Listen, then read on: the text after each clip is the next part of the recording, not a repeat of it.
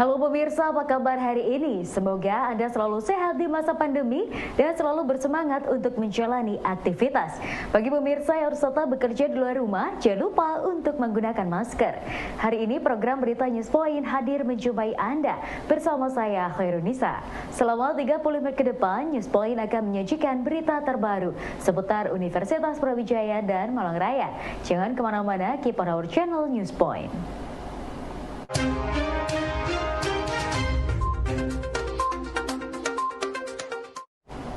Presiden Joko Widodo menghadiri KTT ASEAN-AS di Washington DC, Amerika Serikat. Indonesia sebagai koordinator Kemitraan ASEAN-AS periode 2021 hingga 2022. Dalam KTT ini memfokuskan untuk kerjasama dalam upaya perdamaian, stabilitas, dan kemakmuran kawasan. Amerika Serikat ini bukan hanya sebagai negara yang punya kepentingan, Mbak, di Asia Tenggara, tapi juga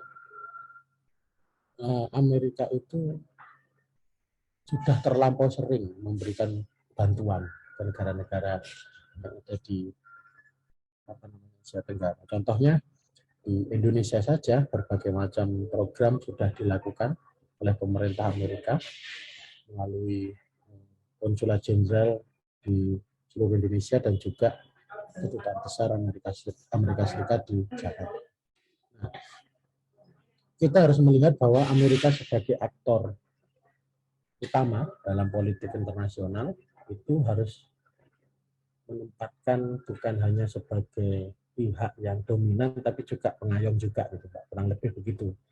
Jadi kalau orang Indonesia melihat itu Amerika itu harus ngayomi, gitu, harus ngayomi negara-negara berkembang yang ada di Asia Tenggara.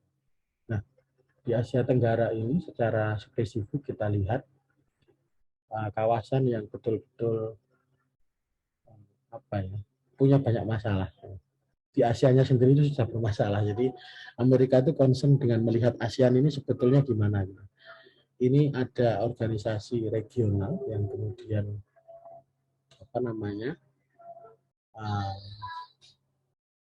banyak anggotanya, terus diminati juga gitu oleh negara-negara di Asia Tenggara, tapi dia tidak pernah menyelesaikan persoalan-persoalan yang ada di kawasan. Itu persoalan terbesar yang kemudian harus dijawab oleh ASEAN, Mbak.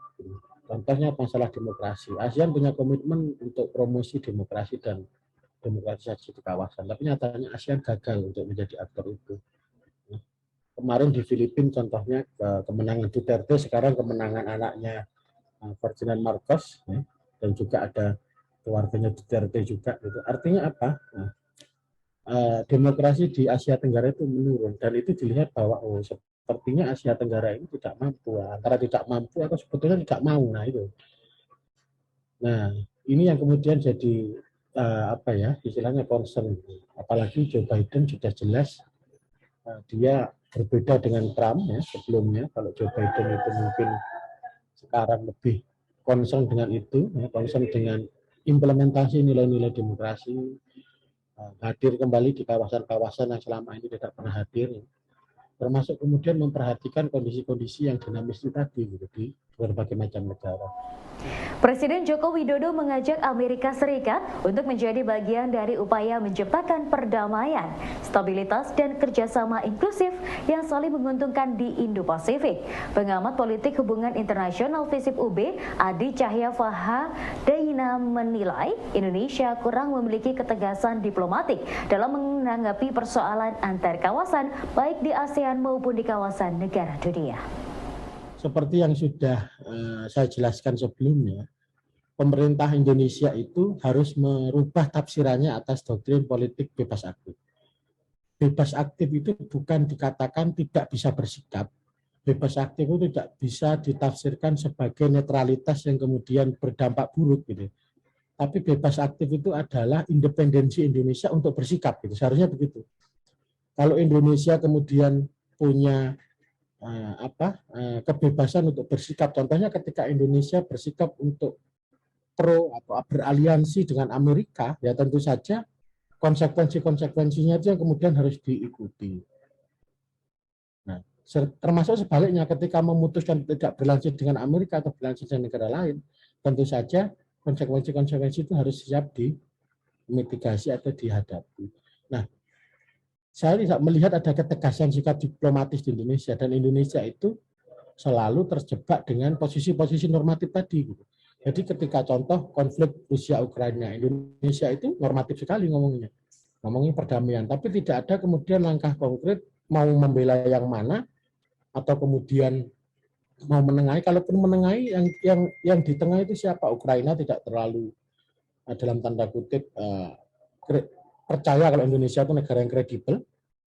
Rusia juga menganggap bahwa ya ngapain harus ada Indonesia gitu kan. Nah, karena ketidaksetaraan power. Artinya apa? Nah, di sini melihat bahwa Indonesia itu selalu jadi negara yang istilahnya itu bukan negara dominan dalam politik luar negeri atau politik internasional, ya kita harus tegas bersikap. Ketegasan sikap kita itu yang kemudian dianggap oleh beberapa negara besar sebagai sebagai suatu hal yang kemudian ya bisa diperhitungkan lah ya, sebagai entah itu sebagai ekspresi dari pertemanan atau ekspresi dari komitmen. Nah, selama ini Indonesia itu begitu. Jadi saya melihat sikapnya normatif tapi komitmennya tidak ada. Nah, akhirnya begitu. Bilang iya tapi implementasinya tidak. Contohnya aja Indonesia ketika menyepakati promosi demokrasi di kawasan Asia Tenggara, tapi kenyataannya Indonesia malah melakukan pelanggaran-pelanggaran norma demokratis gitu di negaranya sendiri. Dan ketika Myanmar melakukan hal yang begitu luar biasa, bahkan menghilangkan sistem demokrasi di negaranya, Indonesia itu hanya pidato saja, tidak kemudian ya saya tahu Menteri Luar Negeri inisiatif untuk bertemu dengan beberapa tokoh, beberapa pejabat tinggi negara di negara Asia Tenggara, tapi dampaknya kan tidak ada. Artinya apa? Artinya in the end itu langkah-langkah yang diambil oleh Indonesia itu tidak berdampak pada contohnya menghentikan konflik yang ada di Myanmar antara militer dengan warga sipil, atau mungkin langkah-langkah konkret lain yang bisa kita ukur dari pendekatan-pendekatan ASEAN dalam menyelesaikan berbagai persoalan di kawasan. Itu juga tidak ada istilahnya itu yang konkret, dan ini ya menurut saya jadi pertanyaan gitu. Apakah kemudian netralitas kita dengan mengunggul-unggulkan ASEAN ini ada dampaknya ya secara umum gitu kan? Yang paling penting adalah menanyakan dampaknya itu kepada masyarakat. Kalau saya sih begitu. Kalau tidak ada dampaknya kepada masyarakat, berarti sudah waktunya tadi doktrin politik bebas aktif itu bukan seperti itu, tapi dimaknai bahwa kebebasan Indonesia bersikap dan ketegasan Indonesia dalam politik internasional. Kalau saya begitu.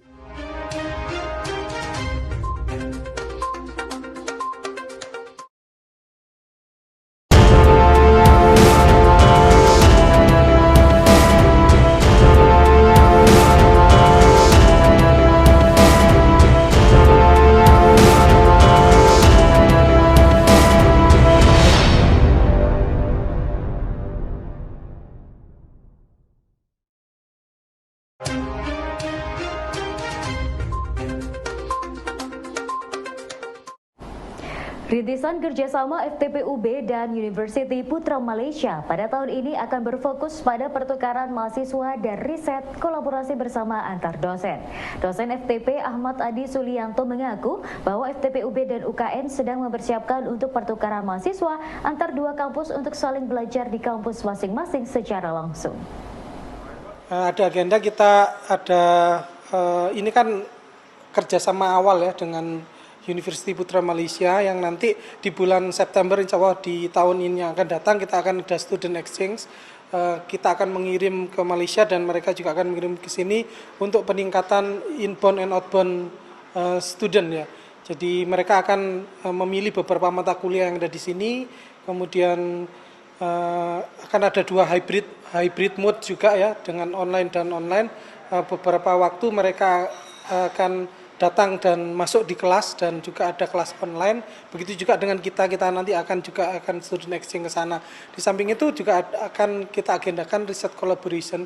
Jadi untuk dosen itu ada dua hal yang akan kita canangkan. Yang pertama adalah magang bagi dosen-dosen junior untuk meningkatkan kemampuan dan data sharing untuk dosen-dosen yang sudah memiliki kualifikasi ataupun kompetensi yang sudah diakui.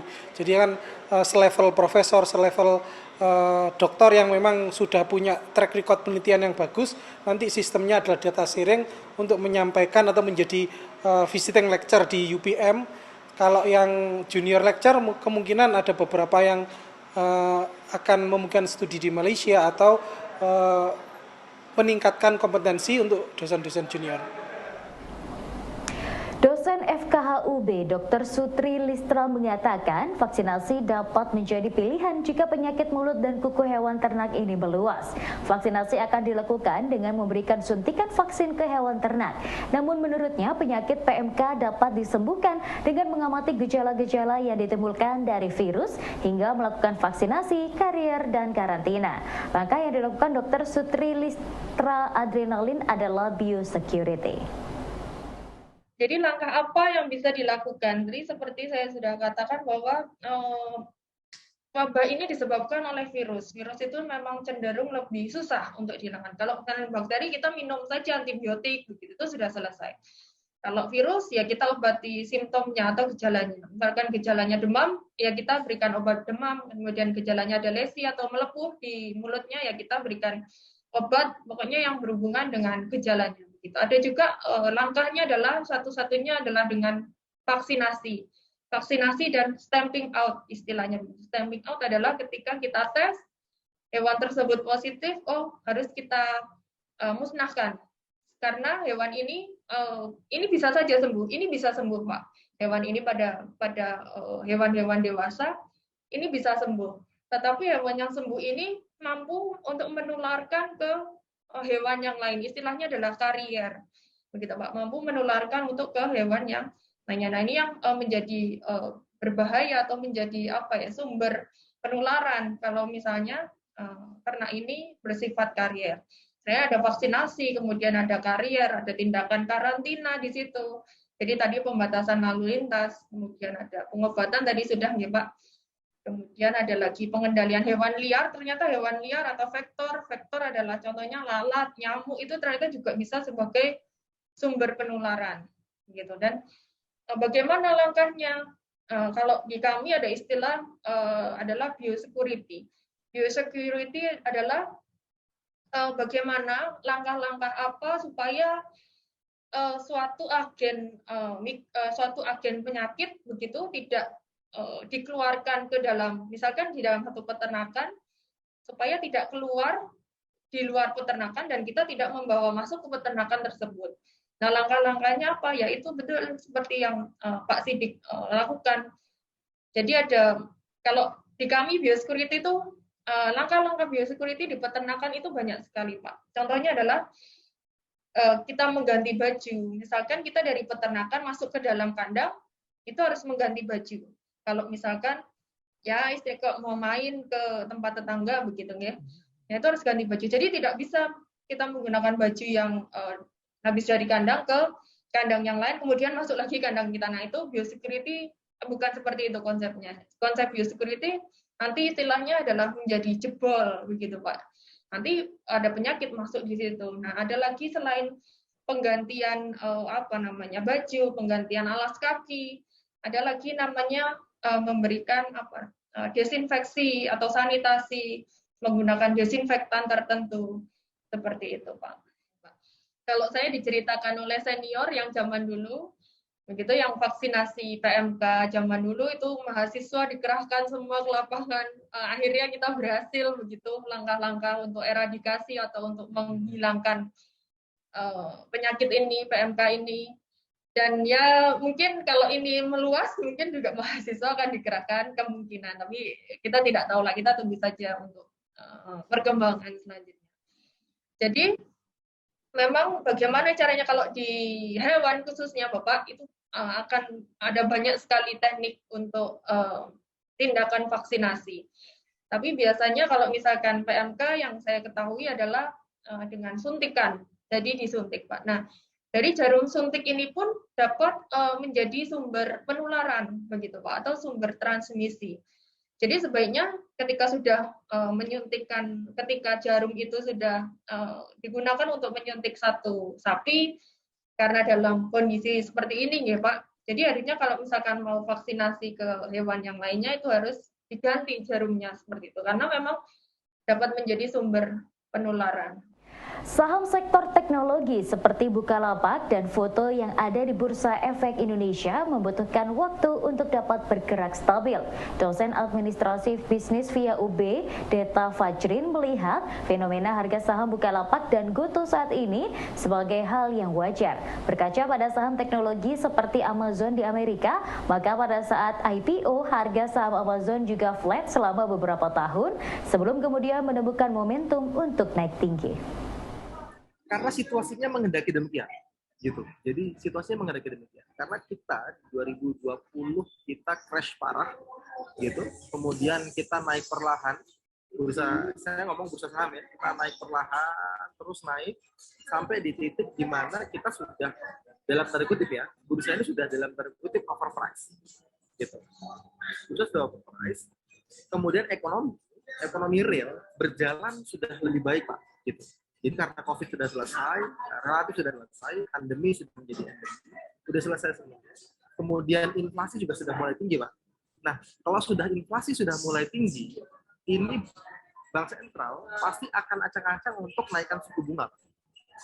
Sudah acang-acang naikin suku bunga. Ketika Bank Sentral sudah acang-acang naik suku bunga, Bank Sentral Indonesia maksudnya ya, karena Bank Sentral di Amerika, The Fed itu sudah naikkan suku bunga, Pak, dan naikkan 0,5, gitu.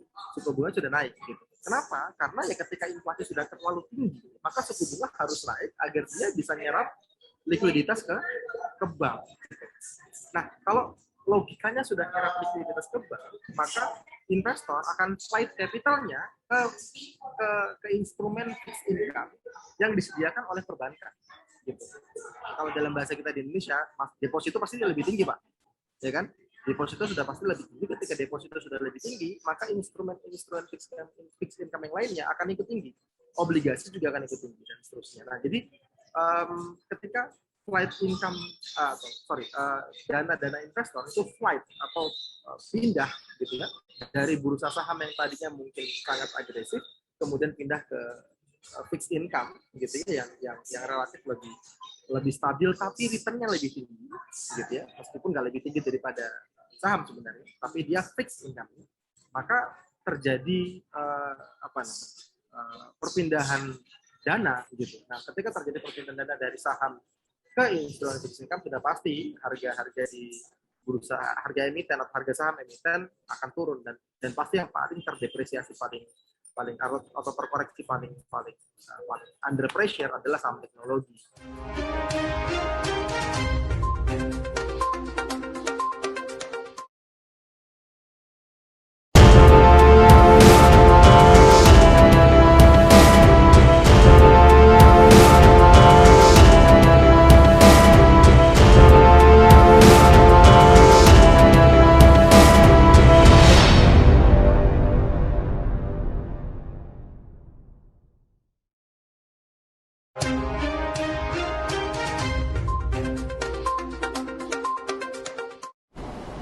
Saham sektor teknologi seperti Bukalapak dan Goto yang ada di Bursa Efek Indonesia membutuhkan waktu untuk dapat bergerak stabil. Dosen Administrasi Bisnis via UB, Deta Fajrin melihat fenomena harga saham Bukalapak dan Goto saat ini sebagai hal yang wajar. Situasi ekonomi makronya memang kemudian menghendaki demikian situasi gitu. Nah, kalau kita bicara dari level yang sangat spesifik di Goto dan juga Bukalapak, nah, ini saya agak dejavu dengan kejadiannya Amazon. Amazon itu 96-97 mereka IPO, kemudian tahun 2000-2001 .com bubble, sampai tahun 2010-2012 sahamnya itu flat, Pak. Jadi sahamnya itu memang turun juga dan flat cenderung. Karena memang Amazon dalam 10 tahun ketika pertama kali mereka IPO, sama seperti Bukalapak, sama seperti Goto, negatif gitu. Jadi emiten teknologi itu butuh waktu yang cukup panjang untuk dia bisa BEP atau bahkan profitable gitu. As long as gitu mereka itu on the path to profitability, sebenarnya sahamnya seharusnya juga nggak jadi jatuh banget seharusnya. Gitu. Apalagi di Indonesia ada mekanisme auto reject bawah atau ARB gitu. Jadi jatuhnya nggak jatuh banget gitu. Paling 6-7% sudah dihentikan. Kira-kira kayak gitu. Keberadaan otak manusia sebagai organ penting perlu dijaga dengan baik. Menurut dosen FKUB Dr. Husnul Khotimah, agar otak senantiasa sehat perlu dijaga dengan pola asupan gizi makanan yang sehat dan bernutrisi. Menurutnya otak merupakan organ tubuh yang unik karena berlemak, namun juga tidak bisa diberi asupan lemak yang berlebih.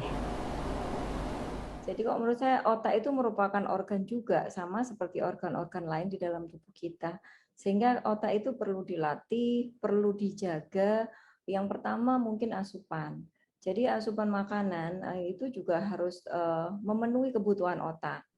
Jadi memang otak itu agak unik dibandingkan dengan organ-organ lain. Kandungan lemaknya banyak, tapi dia juga butuh lemak gitu. Jangan sampai kolesterolnya juga turun.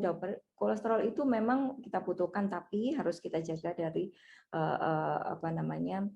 konsentrasi yang mencukupi begitu, dan nutrisi-nutrisi lain yang menstimulasi otak, misalnya untuk memperlancar aliran darah dan segala macam, sehingga kebutuhan nutrisi otak itu tetap terjaga dari lifestyle seperti itu. Kemudian yang kedua perlu juga termasuk istirahat. Jadi ketika butuh waktu istirahat ya kita istirahatkan, jangan menzolimi diri dengan misalnya terus workaholic, kita bekerja dengan tuntutan segala macam. Ya kita menjaga hak otak untuk beristirahat. Tahukah Anda bahwa otak juga harus dilatih melalui senam otak? Dosen FKUB Dr. Husnul Khotimah mengatakan bahwa menjaga kesehatan otak selain dengan asupan nutrisi dapat dilakukan dengan senam otak. Selain senam otak, kegiatan olahraga juga dapat membantu kinerja kesehatan otak manusia agar selalu terjaga dan berfungsi dengan baik. Berikut penjelasan Dr. Husnul Khotimah mengenai senam otak. Kemudian yang tidak kalah pentingnya adalah juga kita perlu melatih otak. Jadi ada namanya senam otak, Pak. Jadi otak ini juga merupakan organ yang sangat fleksibel. Jadi ketika ada 1 atau 2 sel yang rusak, maka tetangganya ini akan mengcover kebutuhan dari sel yang rusak tersebut. Sehingga latihan-latihan ini bisa memacu untuk fungsi otak menjadi lebih baik. Karena contoh misalkan ada salah satu bahan yang dihasilkan dari otak itu namanya brain derived neurotrophic factor yang merupakan bahan pelindung otak atau neuroprotector. Ketika ada gangguan syaraf, misalnya tadi Pak Sidik sampaikan ada pada ODGJ, kemudian ada dengan kondisi bipolar, ada stroke misalnya, ini kondisi kadar BDNF-nya turun. Nah dengan latihan ini akan memacu meningkatkan BDNF, di mana ini nanti akan melindungi otak kita. Olahraga itu ternyata juga meningkatkan kadar BDNF kita. Seperti itu. Jadi memang olahraga fisik apa hubungannya sama otak? Ya, karena dari olahraga itu ternyata bisa menstimulasi produksi dari bahan-bahan neurotrofin yang memang baik untuk otak. Ya pemirsa, informasi tadi sekaligus menutup perjumpaan kita hari ini. Jangan lupa saksikan News Point setiap hari pukul 19.30 waktu Indonesia Barat hanya di UB TV, Televisi Pendidikan Universitas Brawijaya. Saya Khairunisa dan seluruh kru yang bertugas pamit undur diri.